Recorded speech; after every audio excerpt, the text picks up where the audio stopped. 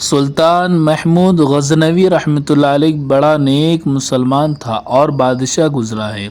اس کے پاس ایک غلام تھا جس کا نام عیاض تھا۔ وہ ایک دیہاتی آدمی تھا، لیکن جب وہ بادشاہ کے پاس آیا تو ایک اچھا خدمتگار ثابت ہوا۔ بادشاہ کو اس کی خدمت پسند آ گئی، اس لیے بادشاہ نے اسے اپنے ساتھیوں میں شامل فرما لیا۔ اب دوسرے لوگوں کے دلوں میں حسد پیدا ہوا کہ اس کی اتنی ہمت افزائی کیوں ہوتی ہے۔ اب وہ حاسدوں نے آپس میں مشورہ کرتے رہتے تھے کہ ہم اس کو کیسے بادشاہ کی نظر سے گرائیں تاکہ یہ یہاں سے دفع ہو جائے اور دور ہو جائے۔ چنانچہ وہ موقع کی تلاش میں رہتے تھے۔ حسد کی آنکھیں نہیں ہوتی مگر اس کے کان بہت بڑے ہوتے ہیں، اسی لیے حاسد لوگ چھوٹی چھوٹی باتیں سن کر پتنگڑ بنانے کی کوشش کرتے رہتے ہیں۔ ایک دن ان لوگوں نے مل کر بادشاہ سے کہا کہ بادشاہ سلامت، ہم آپ کے قریبی ہیں، پڑھے لکھے ہیں، خاندانی لوگ ہیں اور امیروں میں بھی ہے، لیکن آپ کی محبت کی نظر جو عیاض پر ہے وہ اور کسی پر نہیں ہے۔ بادشاہ نے کہا ٹھیک ہے، میں آپ کو کبھی اس کا جواب دوں گا۔ ایک دن بادشاہ نے ایک پھل منگوایا جو بہت ہی کڑوا تھا۔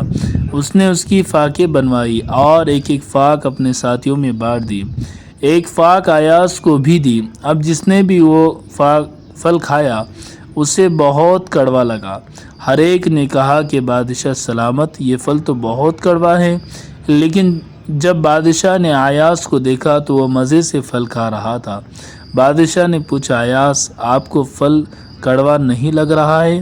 عرض کیا بادشاہ سلامت، کڑوا تو بہت ہے۔ بادشاہ نے کہا آپ تو بڑے آرام سے کھا رہے ہیں۔ کہنے لگا مجھے خیال آیا کہ آپ نے جن ہاتھوں سے میں زندگی میں سینکڑوں میٹھی چیزیں لے کر کھا چکا ہوں، اگر ان ہاتھوں سے آج کڑوی چیز بھی مل گئی تو میں اس کو کیسے واپس کروں؟ واپس کرتے ہوئے شرم محسوس ہوئی اور میں نے کڑوی چیز بھی کھا لی۔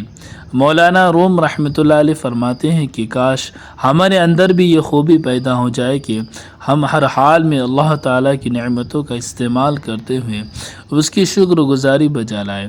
جس پروردگار نے ہمیں ہزاروں خوشیاں عطا فرمائی، اگر کبھی کوئی غم اور تکلیف کی بات پیش آئے تو ہمیں چاہیے کہ ہم نہ تو اللہ تعالیٰ کی شکایت کریں اور نہ ہی اس کا در چھوڑے۔